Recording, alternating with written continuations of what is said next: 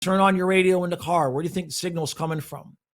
If you're my age, or maybe even in your 40s, remember that little black and white TV that you had in your bedroom watching The Exorcist on channel 33 at midnight on Saturday? And you had the little rabbit ears. What the hell do you think they was picking up?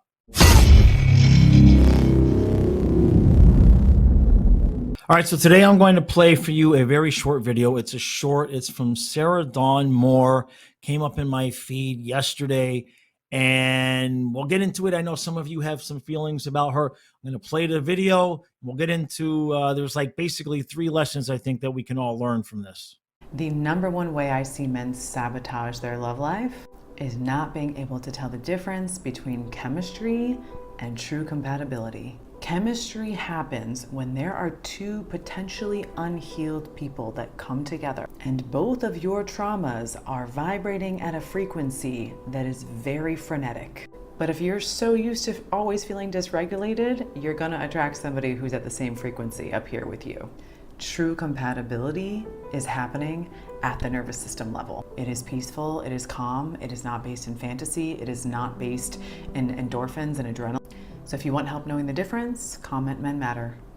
All right, so the first lesson I would say for some of you is, I've seen some comments on her content specifically about how she used to kind of make stuff that was more about what women were doing wrong, and now she's kind of flipped to what men are doing wrong or can do to improve themselves. And the point there is that the same thing happened for me when it switched to her kind of pointing out things that might have been flaws in me and in men. You kind of, I don't want to hear that. I don't want to hear that, right? We got enough problems. We got enough stress. But if you can, and this does not just apply for her, this applies at any situation. If you can just slow down that resistance just a little bit and just say, all right, I'll listen, and just open up your mind just a little bit. Sometimes message is not going to resonate. But a lot of times, if you're willing to listen and forget about who's saying it, right? Guys, how many times has your dad said something where you're like, screw you, man, and then a week or a year or 10 years later, you're like, the son of a bitch was right. It's the same thing. It's the same thing. I tend to have a perspective where I'll listen to what somebody's saying, and you take it in and you put it in the file. So I'll take that under advisement, or that's garbage, or maybe that's something that I need to look at. So that's the first thing. The second thing is, I know for some of you hyper red pilled guys, you might be hearing her talk about frequency and think that that's all woo woo and everything like that. Again, what I would say is open up your mind a little bit. Okay. Talking about frequency, it's not astrology. It's not human design. It's something different. Okay. I mean, turn on your radio in the car. Where do you think the signal's coming from? If you're my age, or maybe even in your 40s, remember that little black and white TV that you had in your bedroom watching The Exorcist on channel 33 at midnight on Saturday? And you had the little rabbit ears. What the hell do you think they was picking up? So if you, again, immediately hear that, things are frequency and energy, and you're like, that's on you, brother. You might want to consider opening up your mind just a little bit. Now, the third thing is more relationship based and what she's talking about. And I have experienced both. And, when I first saw the video, I was like, and I listened, but by the end, I'm like, crap, I think she's right. Because I have had 2. I'm 53 in 2 weeks, 3 weeks. I've had 2 long-term relationships. I met my ex-wife when I was 22 years old, and we were married for 24 years. And then I just got out of a 5.5-year relationship. And my ex-wife, that was definitely, we were far, far, far more compatible. The chemistry, I don't even think we had sex for the first 2 months, 2.5 months. We were far more compatible on an energetic basis, and it was calm. It was peaceful. It was relaxing until, of course, life happens, right? We had 3 kids, 2 autistic boys. Life happens, but we managed to keep it together for 24 years.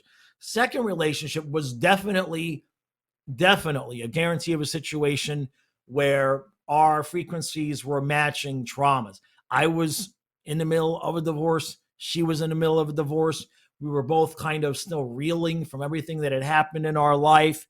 And we found a commonality between that. Now I would tell my stories and she'd tell her stories, but it was never peaceful.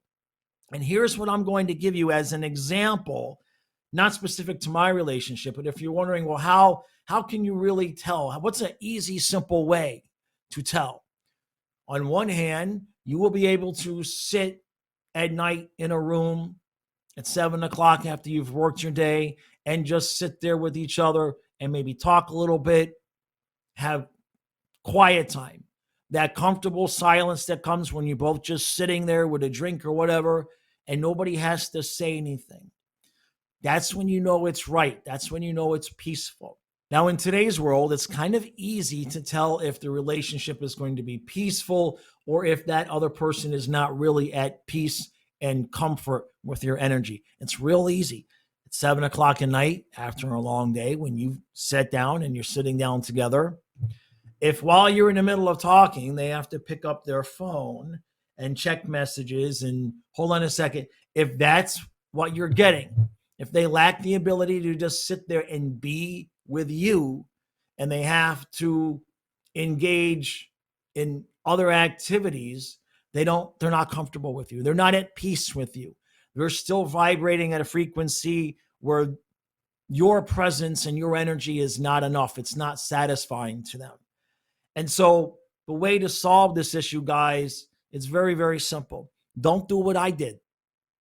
Do not do what I did. And that is, when you get out of a relationship, wait.